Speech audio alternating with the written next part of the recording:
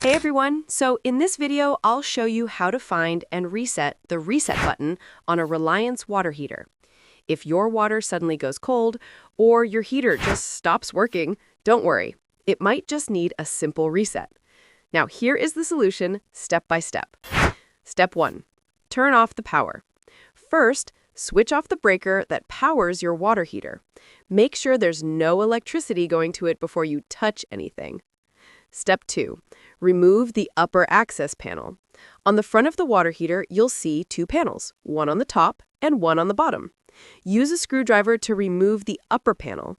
Then, pull back the insulation inside to expose the red reset button on the thermostat. Step 3. Press and hold that red reset button for about 3 to 5 seconds. You should feel or hear a small click. That means it's been reset. Step 4. Reassemble and restore power. Put the insulation back in place, reattach the metal cover with the screws. Then, go back to your breaker and turn the power back on.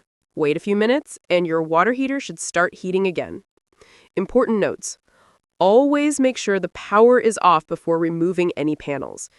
If the reset button keeps tripping, that means there's another issue, like a bad thermostat or heating element.